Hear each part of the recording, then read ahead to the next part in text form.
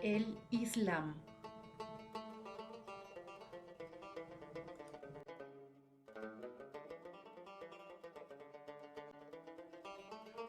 Origen del Islam.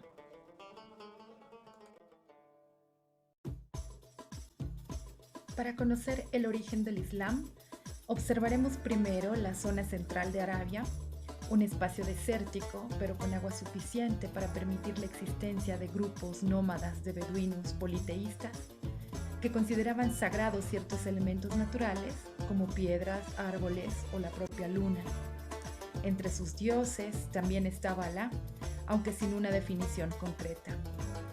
Hablaban diferentes dialectos árabes y se dedicaban al pastoreo de camellos y ovejas, así como a una rudimentaria agricultura en los oasis y un cierto comercio. Vivían al límite de los recursos naturales, tenían una cultura guerrera y luchaban por el control entre los diversos grupos. El elemento masculino era el parentesco principal, tenían una hospitalidad rígida y una lealtad extrema al clan, siendo la ley de talión su base fundamental.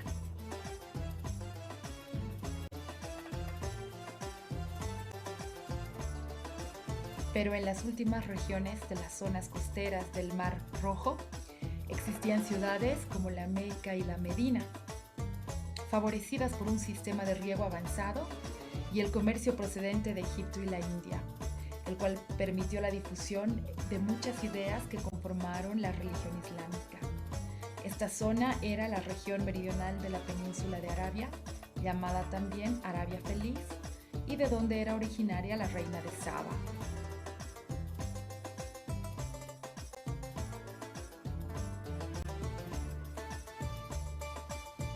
En la Meca existía una complejidad religiosa respecto a las tribus del desierto.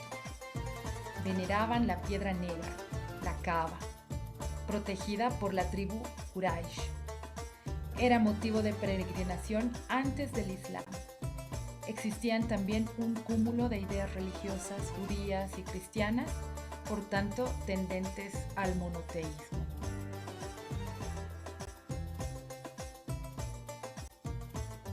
Según la tradición popular, Mahoma nace en la Meca en el año 570 en el clan de los hachemíes, una de las ramas de la tribu de los Quraysh.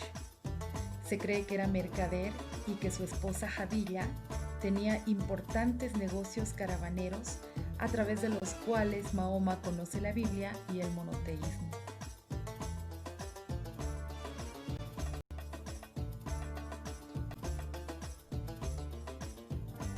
En el siglo VIII comienza a recibir la revelación de Alá por medio del ángel Gabriel, quien le incita a predicar un mensaje espiritual, el cual cambia la ética espiritual de los beduinos árabes y los encamina también a luchar contra la aristocracia adinerada de la Meca. Mahoma comienza a predicar el mensaje de Alá entre su propia familia, así como en su círculo de amigos. En el año 619, Mahoma ya tenía en la Meca una amplia comunidad, llamada Umma, con carácter igualitario, la cual reconocía a Mahoma como profeta y a Alá como único Dios. Sin embargo, sus ideas no eran aceptadas en la sociedad aristocrática y por ello, en el año 622, Mahoma, temeroso de una reacción contra él, se trasladó a la Medina, donde le habían invitado para resolver conflictos internos. La Medina recibió bien su doctrina y lo convirtieron en el primer magistrado de la ciudad.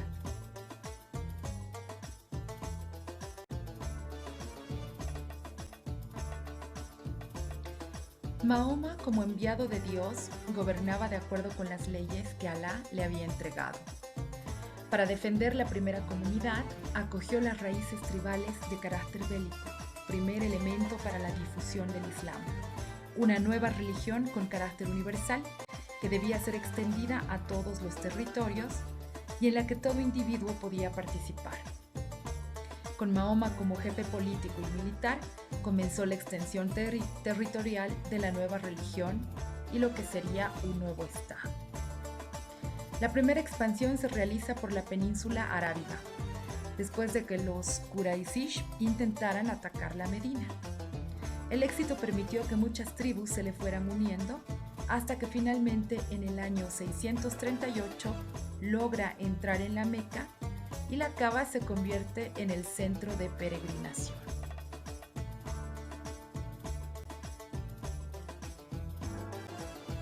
La Meca se convierte en capital religiosa, la primera ciudad santa, mientras que la Medina fue la capital política desde la que se gobernó Arabia y el resto de los territorios que fugazmente se continuaron conquistando fuera de esta.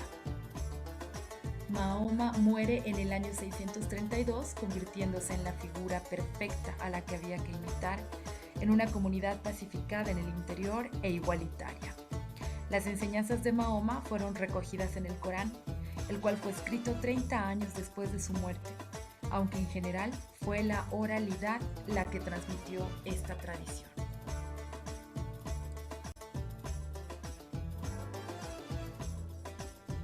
La doctrina islámica.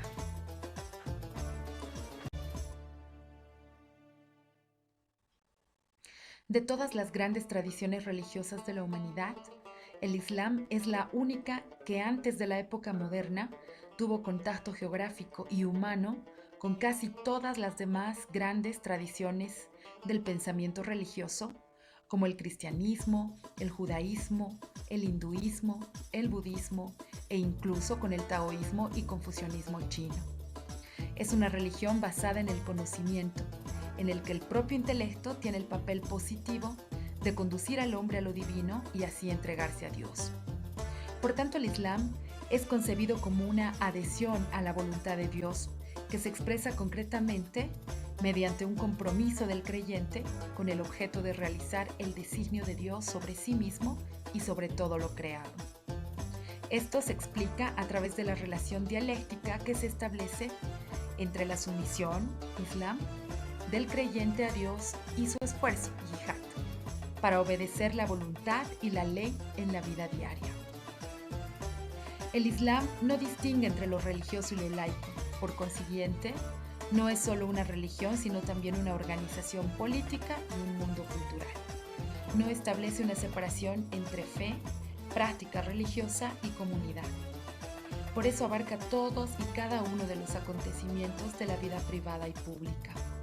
El Islam no es solo una religión y una creencia únicamente, es también una mentalidad y un modo de vida.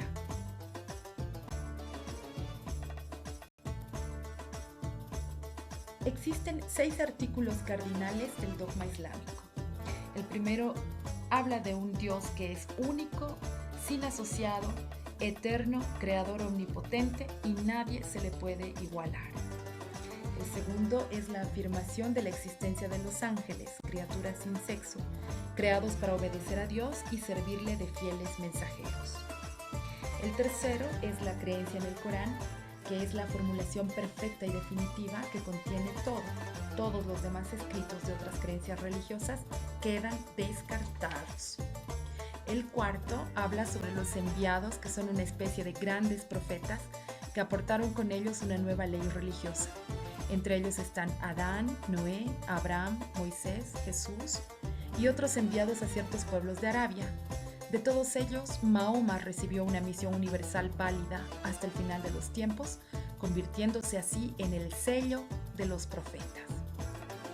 El quinto es el dogma de la resurrección, el juicio final y la ascensión al paraíso o el descenso al infierno, según hayan sido los hombres buenos o malos. El infierno no será eterno para los creyentes, pues la intercesión del profeta ante la divinidad terminará por sacarlos de allí. Y por último, la fe en el decreto divino, basado en las tradiciones proféticas célebres y en el Corán, que dice: Dios os ha creado a vosotros y a lo que hacéis, lo cual deja patentada la predeterminación divina. La ley contempla los actos humanos divididos en 5 órdenes principales. Primero, los obligatorios, con sanción de premio o castigo, ineludibles de forma individual, como las oraciones y rituales, y en forma colectiva, como la guerra santa. Los recomendados, que son actos de perfección cuyo cumplimiento, sin ser obligatorio, merece recompensa, por ejemplo, las oraciones en las noches de Ramadán. Los permitidos, que son actos sin premios ni castigos. Los reprobados, que son actos que no reciben castigo, pero que van contra el sentido de la ley islámica, casarse y repudiar a menudo. Y los prohibidos, que están sujetos a sanción legal, más o menos drásticas según la falta cometida.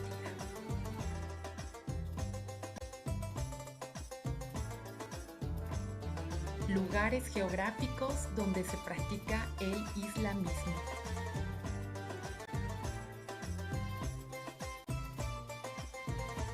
El islamismo se practica en África, en los países de Argelia, Benín, Burkina Faso, Camerún, Chad, Comoras, Costa de Marfil, Djibouti, Egipto, Gabón, Gambia, Guinea, Guinea-Bissau, Libia, Malí, Mauritania, Marruecos, Mozambique, Níger, Nigeria, Senegal, Sierra Leona, Somalia, Sudán, Togo, Túnez y Uganda. En Asia, en los países de Turquía, Afganistán, Azerbaiyán, Bahrein, Bangladesh, Brunei, Indonesia, Irán, Irak, Jordania, Kazajstán, Kuwait, Kirguistán, Líbano, Malasia, Maldivas, Omán, Pakistán, Palestina, Qatar, Arabia Saudita, Siria, Tayikistán, Turkmenistán, Emiratos Árabes Unidos, Uzbekistán y Yemen. Y bueno, en América también, en los países de Guyana y Surinam.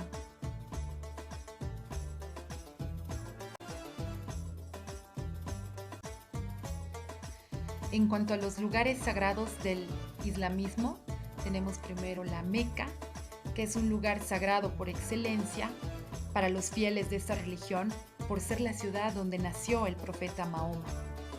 De entre todas las ciudades santas, esta es la más importante y es visitada cada año por millares de peregrinos, pero su valor religioso viene desde tiempo atrás por los cultos paganos, aparte de ser un viejo núcleo comercial.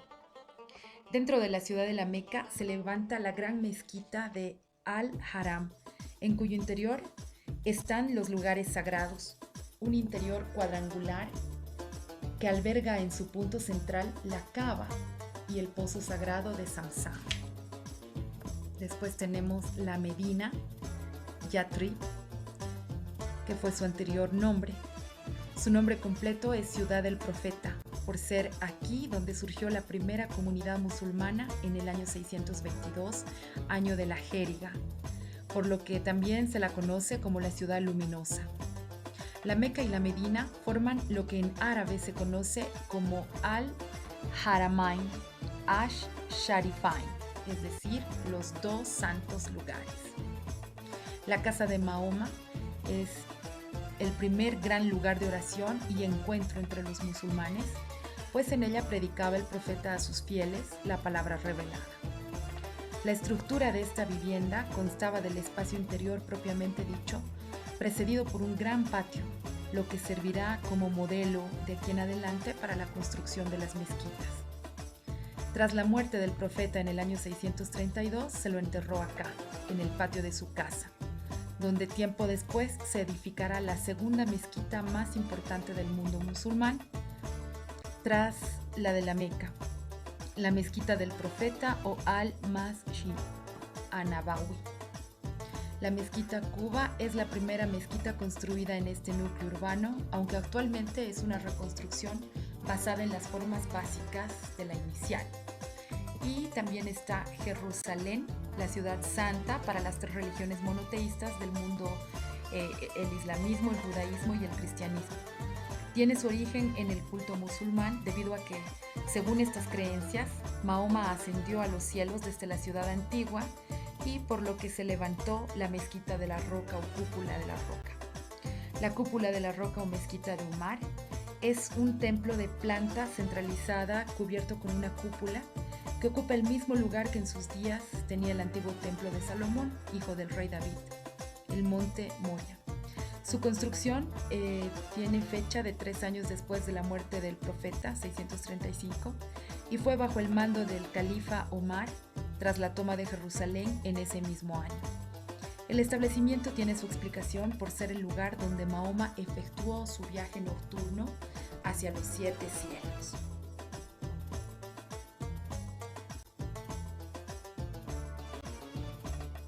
El libro sagrado del islamismo.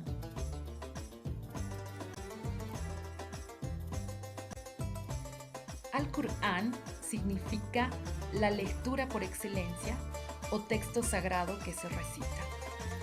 El Corán es el registro de la palabra de Alá, transmitidas oralmente al profeta Mahoma a través del arcángel Gabriel. El Corán se organiza en capítulos que reciben el nombre de sura, y a su vez cada sura se divide en versículos llamados aleya. En total, el Corán se compone de 114 suras, 86 de ellas reveladas en la Meca y 28 reveladas posteriormente en Medina. El número de aleyas varía entre 3 y 286 en cada sura. El Corán se divide también en 30 libros que a su vez se dividen en 60 partes. Estas partes reciben el nombre de hizb y poseen aproximadamente la misma extensión. El contenido del Corán incluye creencias, mandamientos religiosos, órdenes y vedas éticas, amonestaciones y albricia, disputa e impugnación, anécdotas, legislación social, legislación política, legislación penal, legislación civil, legislación de guerra, exhortaciones y espiritualidad.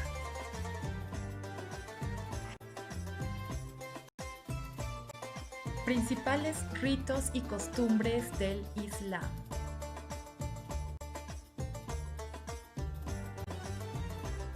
La práctica del Islam se basa en 5 pilares u obligaciones ineludibles fundamentales.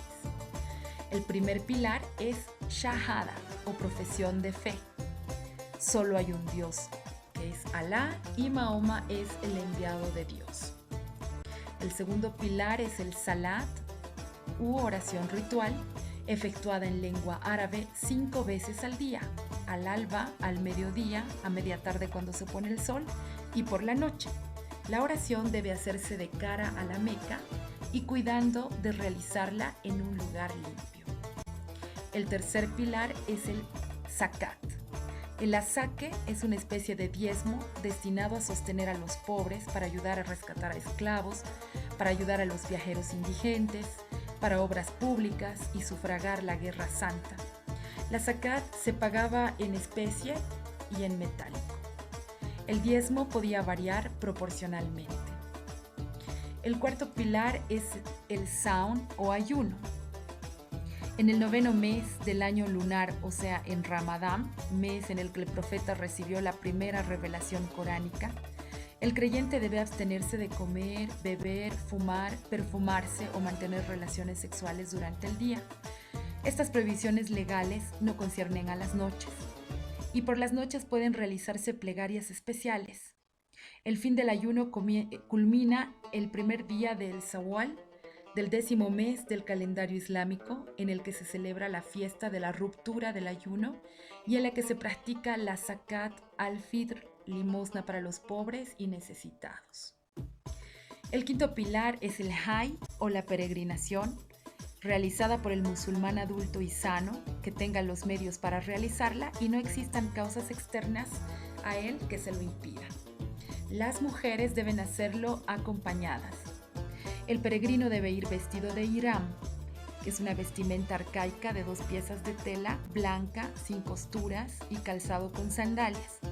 Debe observar unas prohibiciones rituales, como no mantener relaciones sexuales, no afeitarse, ni cortarse el pelo ni las uñas, y participar en ceremonias como son las vueltas a la Kaaba, la estancia en Mina, el sacrificio de una res y el apedreamiento de unos pilares que simbolizan al demonio. La peregrinación, que dura desde el 9º o 12º mes del calendario musulmán, tiene un valor purificador borra los pecados y muestra la solidaridad de todos los creyentes de cualquier clase y raza. Los musulmanes en ella se encuentran en perfecta igualdad. Todo peregrino, una vez efectuada la peregrinación, es un hajj, es decir, un musulmán que ha realizado la peregrinación y en adelante puede ostentar ante su nombre este título como algo digno. Ahora veamos algunas costumbres. Tenemos el nacimiento, llamada también la aguiga. Cuando nace un niño, el padre le susurra lo antes posible en el oído derecho la llamada a la oración. Le pone el nombre que lo acompañará toda su vida. Después le pone un poco de miel en la lengua. Desde ese momento el niño es musulmán. Está también el matrimonio o nikah. En algunas familias los padres eligen pareja para casar a sus hijos, aunque los novios pueden rechazarla si no están de acuerdo con la elección. La oferta formal de matrimonio debe tener por lo menos 2 testigos. Hay 2 ritos según los países. En el primero, un imán dirige la ceremonia que puede tener lugar en casa de uno de los novios o en la mezquita. Y de la otra forma, los novios se arrodillan de la mano ante el imán y confirman que se casan por voluntad propia. Durante la ceremonia se leen pasajes del Corán, seguidos de oraciones y una bendición. Y por último, se firma el contrato de boda y el novio da a la novia el mahar, que consiste en joyas, dinero u otros regalos. El Corán permite a un hombre tener hasta 4 esposas, pero en la práctica la mayoría de los matrimonios musulmanes son monógamos. En cuanto a las costumbres relativas a las mujeres, tenemos el uso del hijab. Es una vestimenta que cubre el cuerpo en público, de modo que solo la cara y las manos sean visibles. A la mujer solo se le permite mostrarse sin hijab ante el marido, otras mujeres y familiares directos. La ropa ajustada y mucho más la transparente están prohibidas. Muchas mujeres musulmanas, principalmente de países árabes, llevan un velo que cubre completamente la cara y guantes que cubren las manos y antebrazos, niqab.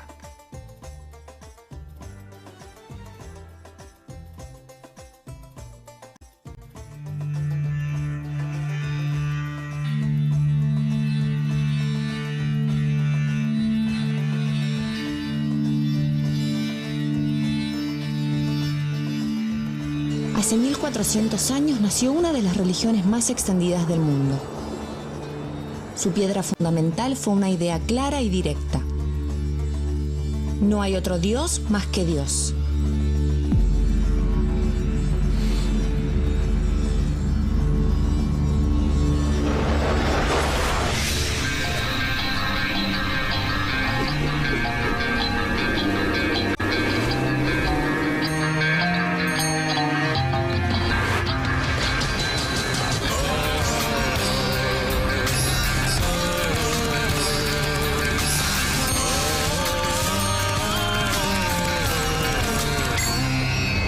El Islam nació en las ciudades de la Meca y Medina, en la actual Arabia Saudita, durante la primera mitad del siglo VII. A sus fieles se los conoce con el nombre de musulmanes.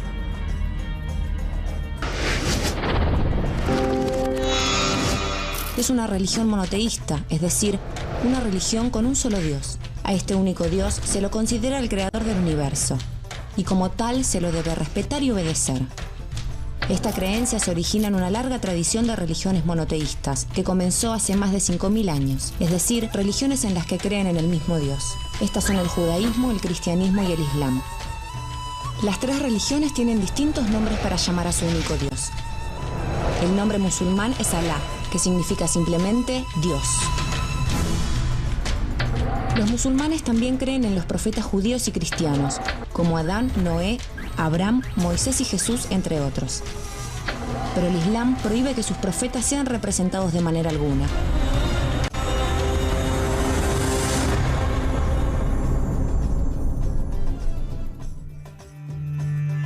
De los 28 profetas que se nombran en el Corán, el libro sagrado de los musulmanes, hay uno al que consideran el más importante. Nacido en una sociedad que veneraba múltiples divinidades, este hombre recibió un mensaje que la transformaría para siempre. Ese mensaje era nada menos que la última revelación de Dios en el mundo.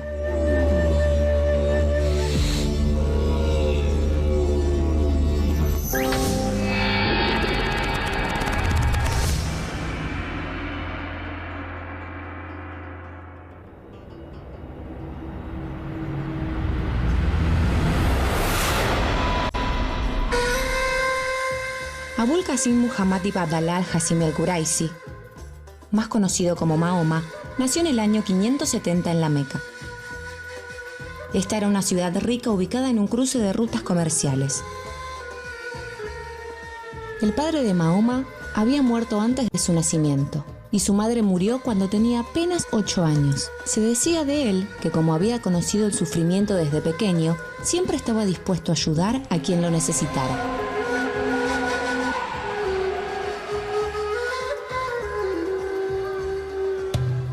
Fue pastor y comerciante, viajando en caravanas a través del desierto.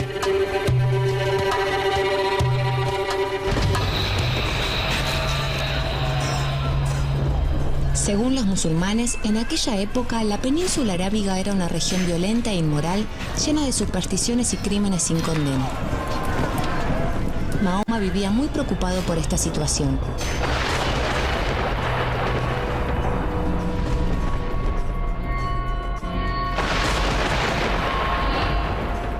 Esta inquietud lo llevó a encerrarse casi todas las noches en una caverna para reflexionar. Un día del año 610, en el interior de la caverna recibió el llamado del arcángel Gabriel, quien le otorgaba la misión de proclamar una verdad: que Alá era el único y verdadero Dios.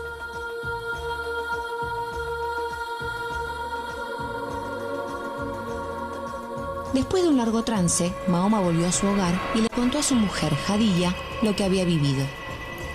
Al escuchar aquel relato extraordinario, ella comprendió que se hallaba ante una verdadera revelación divina y se transformó en la primera persona de la historia en seguir los preceptos de Mahoma.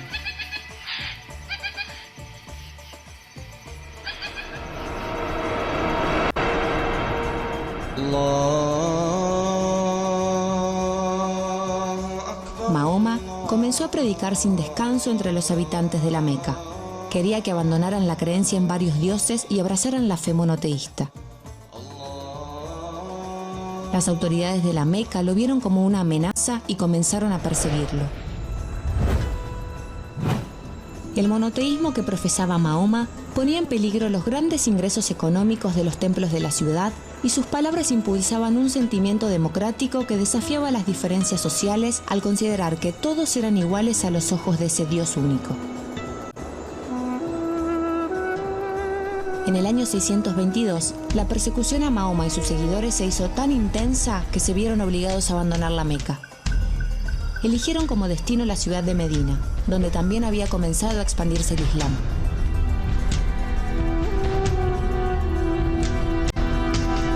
Para evitar a sus perseguidores, se lanzaron al desierto en distintos grupos durante semanas.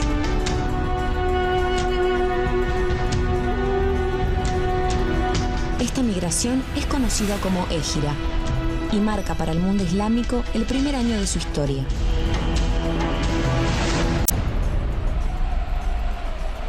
En Medina, Mahoma logró establecer su autoridad política y religiosa, pero la relación con la Meca era cada vez más difícil y se dio inicio a una serie de pequeñas batallas. La Meca contaba con un ejército 3 veces mayor que el de los musulmanes de Medina.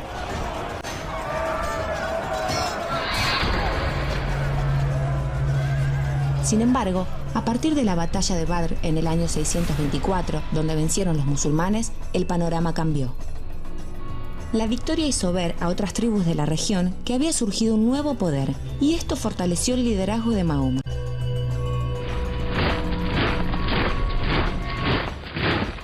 Finalmente, en el año 630, Mahoma logró reunir un ejército de 10.000 hombres y marchó hacia la Meca. El que se había ido de la ciudad como fugitivo volvía como conquistador. Mahoma mandó a destruir más de 300 ídolos paganos. Solo dejó en pie la Kaaba, el templo construido por el antiguo profeta Abraham bajo órdenes de Alá.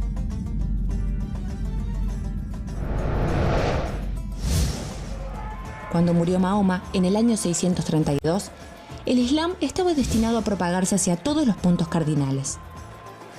Una clave de su éxito estaría en su libro religioso más importante.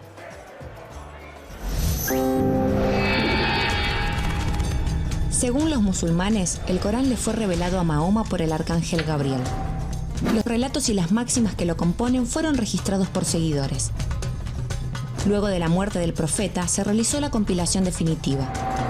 En algunos puntos centrales, el Corán se asemeja mucho a los textos judíos y cristianos, como la Torá y la Biblia, porque el Islam no era estrictamente una nueva religión, sino una religión que recuperaba la antigua fe monoteísta. En esa tradición religiosa aparecen las mismas formas de entender los misterios del mundo y la relación del hombre con la divinidad. Hay un paraíso y un infierno. Existe el pecado y también el juicio de Dios.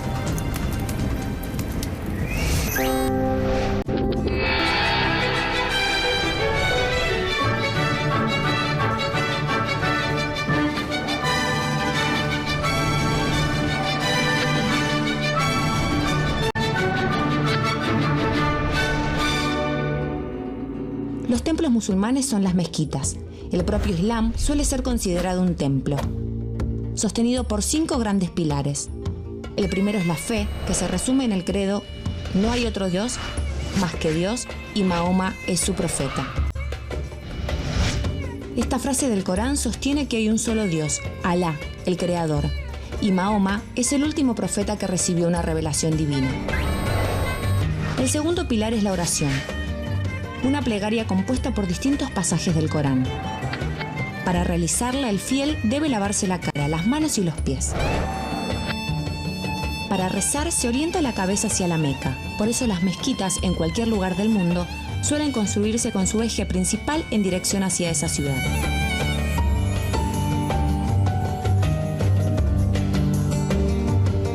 El tercer pilar del Islam es la limosna. También llamada asaque, es un tributo religioso que fue impulsado por Mahoma y busca mejorar la situación de los más desafortunados. El cuarto pilar es el ayuno, y se realiza todos los días del mes de Ramadán, según el calendario lunar islámico. Desde el amanecer hasta la puesta del sol, el creyente debe abstenerse de beber, comer, fumar y tener relaciones sexuales. El quinto y último pilar del Islam es la peregrinación. Todo musulmán adulto tiene el deber de realizar la peregrinación a la Meca al menos una vez en su vida.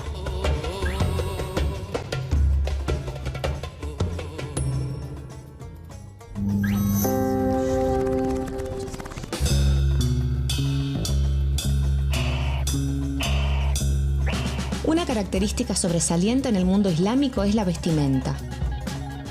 Los hombres usan túnicas y turbantes, y las mujeres usan el velo o hijab, un pañuelo que se usa para cubrir el cabello y a veces el cuello, dejando al descubierto la cara.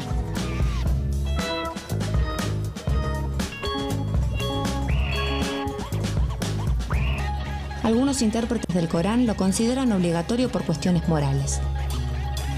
Sin embargo, para muchas mujeres musulmanas, hoy llevar el velo es un símbolo de identidad. Hoy, el Islam es la segunda religión más extendida del planeta después del cristianismo. Con casi el 20% de la población mundial, los musulmanes superan los 1.500 millones de personas. Aunque el Islam nació en la península arábiga, solo un 20% de sus fieles es árabe. Otro 20% se encuentra al sur del Sahara, en África, y un 30% en Pakistán, Bangladesh y la India. El país con la población musulmana más grande del mundo es Indonesia, con 200 millones de fieles. En Europa, Francia es el país con más musulmanes entre sus habitantes. En Sudamérica, la mayor comunidad musulmana está en Brasil, y en Argentina funciona el Centro Cultural Islámico Rey Fahd, que es el más grande de la región.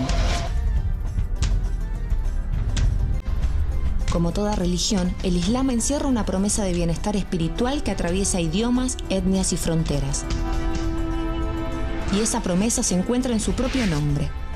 Islam proviene del verbo árabe aslama, que significa aceptar o someterse, pero también de salam, que significa paz. Por eso, para los musulmanes, aceptar la verdad del Corán significa encontrar nada menos que la paz.